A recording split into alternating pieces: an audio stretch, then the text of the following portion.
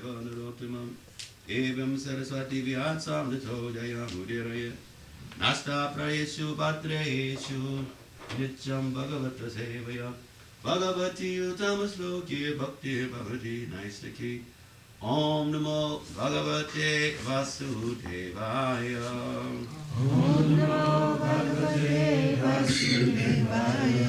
Om Namo Bhagavate Vasudevaya. Om Namo Bhagavate Vasudevaya. Namo Bhagavate Vasudevaya. Om Namo Bhagavate Vasudevaya. Madam, which verse are we doing this morning? Text 19. Bhagavatam, Canto 3, Chapter 23, text number 19. This chapter is Devahuti's lamentation. Something like Greek for lamentation. Jacques Shushmat Parara Gagriyer Prarit Vitisu Nimit Te Jashta Vitra Vaitaner Mahavir Hema Tarunai. Translation. When the choicest rubies set in its diamond walls, it appeared as though possessed of eyes.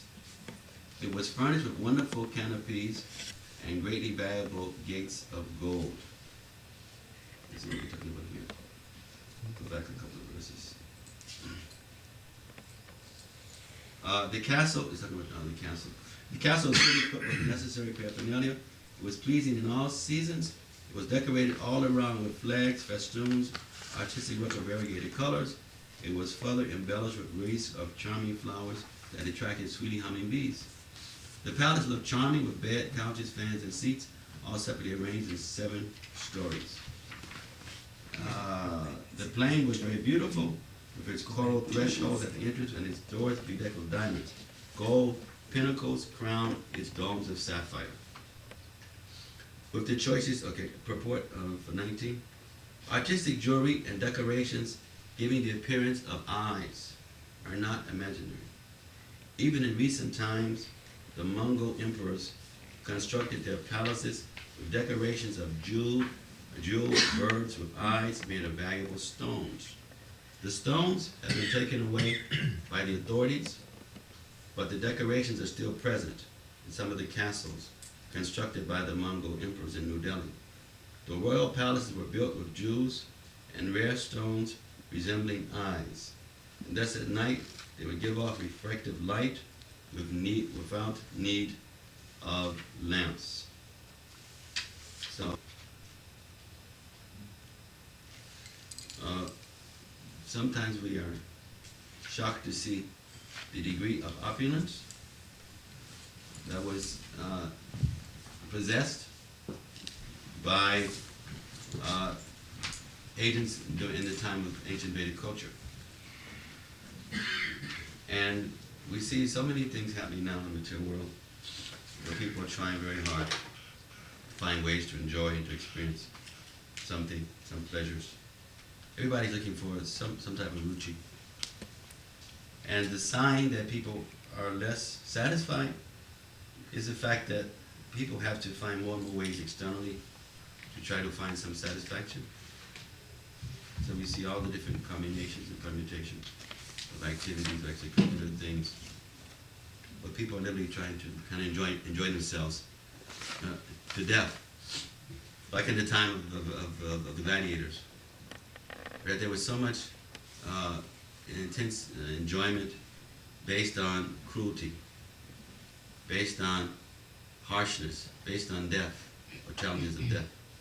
We see now the extreme sports, we see that a lot of the cinema and the videos and programs on TV are no longer just actors acting out something, but it's often like police cameras and other things going to the scenes where real blood is going on and people are fighting and arguing, etc. And people are often trying to enjoy it. They're trying to enjoy more experiences to excite consciousness. They're trying to enjoy more facility for comfort and recreation. Now we see that this enjoyment is real. we can't just try to live a life of austerity without taste. Yes, next to devotion, Swami explains that in the beginning of devotion, we must accept some things that we're not always so comfortable with. We must reject some things we're not always so comfortable with. We accept some things that we're not so familiar or comfortable with because we've been leading a life that goes outside, that deviates from our natural spiritual lifestyle. We've accepted things that take away from nourishing the soul, Atma Vidya, or developing self-realization. So because of that, then we have to recondition ourselves. We recondition ourselves by now doing things that will allow less agitation of the senses, that will give more understanding of our original Swarup identity. And so it's like someone who's insane. And so they have accepted an identity, they've accepted a reality that is not really a substantive reality. And for them to be helped, that there's a need for a shift. In most cases, in conscience as well as in activity. And often it is very hard for that shift to take place if one is too caught up in the illusion.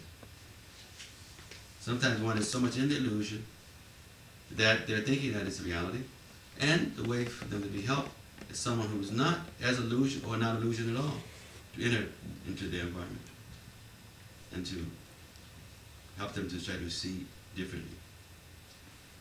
And so this is basically what Mahaprabhu's line is that we see the great acharyas, Acharya one Purusha Veda, one who knows the acharya knows what is what. We see the acharyas, they come from a platform of understanding what is the Siddhanta. They come from a platform of fully not only understanding the goals, but living them and ready to share them as much as possible, even indiscriminately, give people a chance. And so material life basically means massive environments of insanity. Massive environments where people have accepted the virtual reality, accepted the illusions, as conclusive.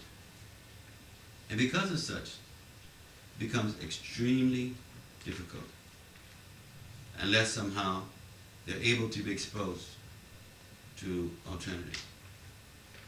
And sometimes the hype is so strong that it's collectively accepted that people agree.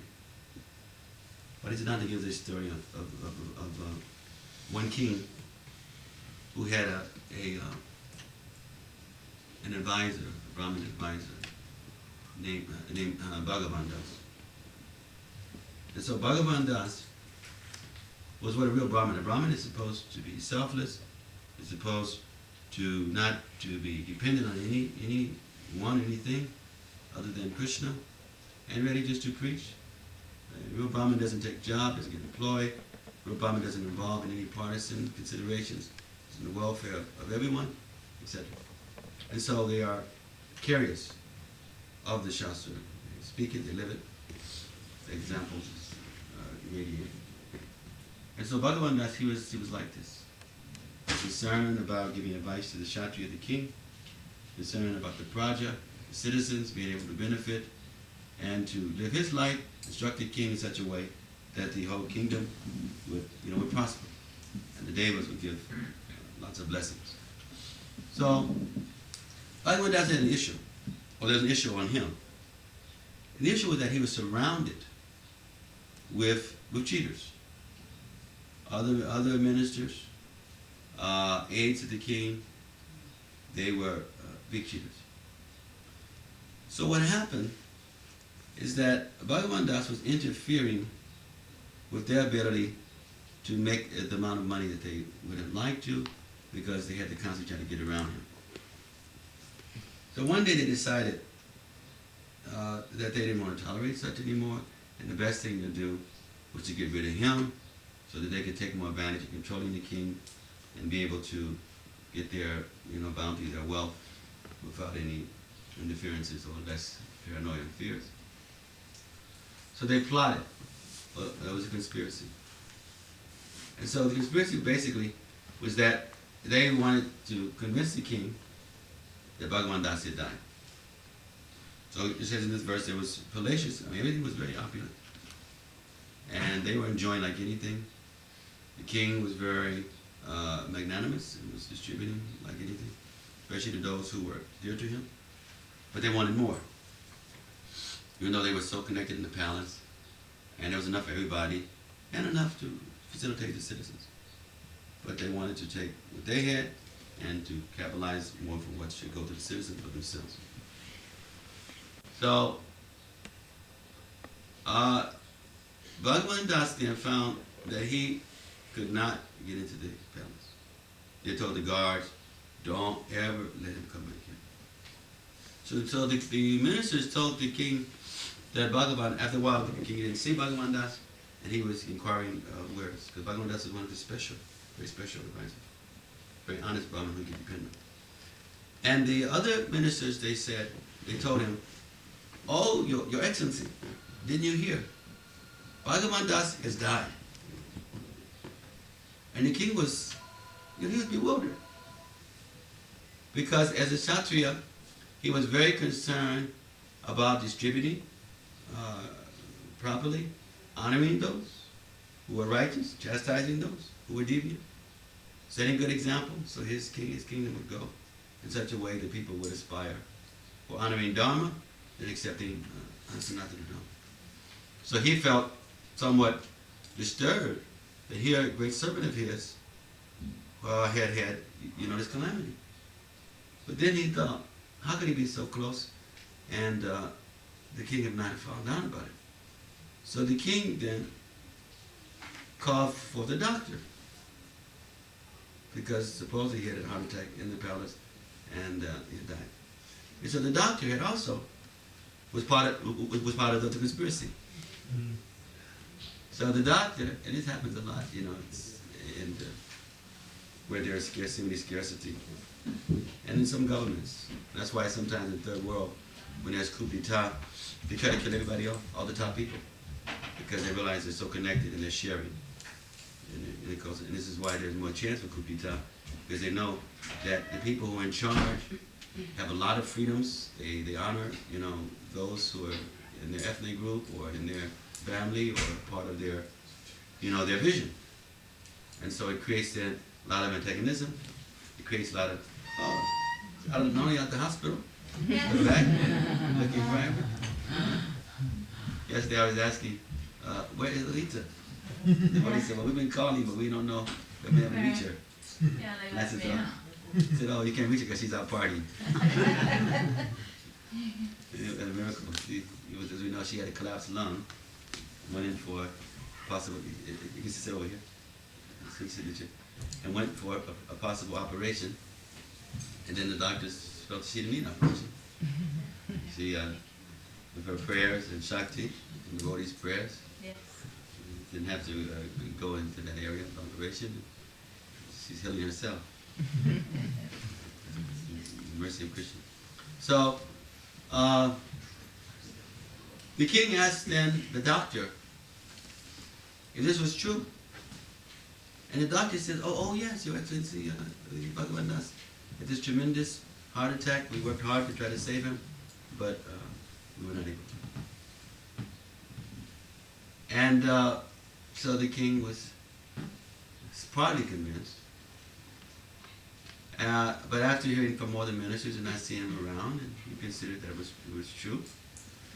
But then he was even more disturbed and thinking, Bhagavan Das's family must be in so much, anxiety, experiencing so much lamentation and grief. And he at least wanted to help, financially, and to show his affection and love as the Raja, as the king. So he had called for his treasure. And he's just checking in again. He says, I've heard that Bhagavan Das is deceased. Have you heard this also? And the treasurer, he was also a crook. He was part of the conspiracy. He said, oh yes. It's common knowledge. And so then the king ordered the treasurer to take so much gold and other assets and to give it to Bhagavan Das's family. So the treasurer had no problem He took it, and they divided amongst themselves. So the king felt everything was, was finalized, closure. He was still sad that he didn't have this very special advisor. Now one day the king was moving about in his kingdom. In ancient times, one would not just, manage from an office or from a desk or from a computer. It's like now in war. And Krishna, he has that, he's honored that way. But he is more excited. There's and the generals, they basically just manage from, boardrooms. And we see that the soldiers are quite young. I think the average soldier in the Vietnam War was something like, 21 years old. I see so many soldiers in these wars, so young. The generals should be intelligent, and they should be very wise, but they should also be actively involved. Before I came back to America, we had that summit in South Africa. So we had a summit in South Africa where two reporters didn't come out yet, but they're explaining more, where we were invited to give a conflict resolution workshop for 3 days with the defense departments, generals and brigadiers from the defense departments from different African countries. Myself, on the envoy from the Commonwealth, and the director of Conflict Resolution Center in South Africa. So basically, our students were brigadiers, and some NDP people from the United Nations, but mostly they were war-oriented people. And I was amazed, one, how intelligent and sharp they were. But two, I was amazed how recently, I guess that's there when you get more and more position, that the majority of them were kind of not hands-on anymore, and hardly anything. Although they had, I guess, come up through the ranks in that way. But then once you get such a position, then it's like the battlefield knows things, it's theoretical, more or less. So as we were, all together for over a week, we got to know each other quite well. I was just thinking how in ancient times, such people would have a bigger heart for the people they deal with, because and they have a bigger concern about the wars they declare, because they're going to have to be out there in the field. But now they can declare war a lot easier, and they're in secure bunkers, or they are still in their countries, or still in their cities while they're soldiers, and others go out, to do the battle. So that means people can declare war with less fear about some consequences in some cases, because they're not really on the line themselves. Or they can somehow get detached from what is really going on with the people who they're in charge of. And this happens very, very often. It's easy to become a leader. It's easy to come to a point where you're no longer thinking and feeling and understanding what the common people are undergoing. And that's dangerous. And this is why in ancient times, even though people would have high positions, they would try to hear, take counsel, and even sometimes enter into environments to try to see what people are thinking, how they're living, what impacts certain things are having on them, especially what their policies, how they've been accepted. And you'll find some good managers today, they do that. They move about, sometimes even in disguise. They move about because they want to assist.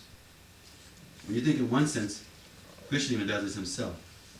We see Krishna as the Aishvarya, or the great controller, the autocrat, where everything is resting upon him, to come in disguise. Or he's more excited to give his love and receive his love, where there is lawless love, where there is not the honest or the autocratic arrangement or the bureaucracy, or there is not the intimidation based on Krishna as being the supreme personality of Godhead. So if we think about his activities in Braj, think about many of his activities when he comes into this world, different incarnations, different, leelas, that it's just like, say something, we're hearing that Bill Gates, that, he's the richest man in the world, and he's supposedly, having some also depression and feeling lonely. Because in cases like that, who's your real friends, and people want your money or into you, and you're paranoid, afraid somebody's going to kidnap you, because somebody's going to kidnap your children, You're afraid some crazy person is going to shoot you or stab you, anything. Anyway, reports that sometimes he puts on disguise just to go out, just to be an ordinary Joe, just to experience, ordinary life, and he feels happy, excited by that. So, it's one example. But Krishna, who is always enjoying, but is not fully as happy or satisfied just being worshipped with boundaries, but enters into that level of simplicity where he moves around, moves about. And we see when we look at the position of Lord Chaitanya, who is Krishna in the Bhava of Srimati Radharani, but who's acting as a bhakta, as a devotee, moving about, propagating the Sankirtan mission, eating with the devotees, dancing with the devotees, organizing how they go this place and that place, every town, every village, and he's right there, sending different devotees to different places to engage in certain kinds of activities, empowering the devotees to write books. So this king, this was some small part of that, because the king was to be the Narada. He was supposed to be God representative on earth. He was to have this, this Tirtha, this Shakti, to be able to give out the mercy as receiving the blessings and to extend the mercy for the people. And when kings were proper, we see there was opulence and beauty for everyone. It was not this kind of weather where the weather is extreme all over the place now. It was not these kind of sicknesses and diseases and plagues and viruses that you have. People live longer time, so many things, which was a sign of the king's Shakti and power, that blessings were coming through him and people were being able to benefit. So this king, and make a long story short, he was out in this kingdom and going on a tour, to give his association. We see the association of others. So Bhagavan Das get some idea, because every time he would try to come into the palace, the guards would stop him. So then Bhagavan Das, noticing the route the king was taking, climbed up in the tree quite ahead of the procession. And so he was up in the tree and he started shouting as the king got close. He was waving and gesturing. And the king saw him. Now the ministers, they were totally bewildered. Because if they climbed to get him out, it would draw even more attention and commotion. And they saw they were going to go in this direction. They couldn't change route. They'd already planned how they were going to go. And so they didn't know what to do. So they got closer. The king then looked at them and he started pointing. This is Bhagavan Das. Bhagavan Das was climbing down the tree. And he says, yeah, yes. And then the ministers, they were so sharp.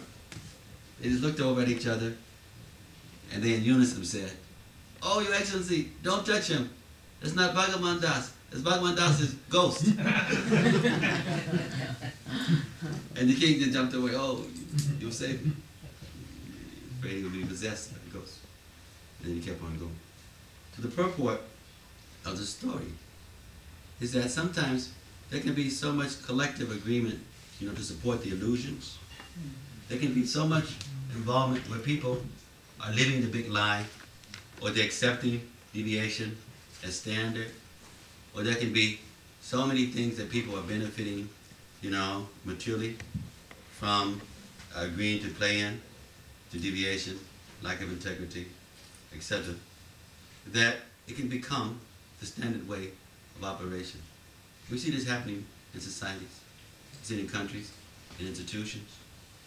And it has a lot to do with this kind of craziness, where when there's massive craziness and it's honored, it reinforces it.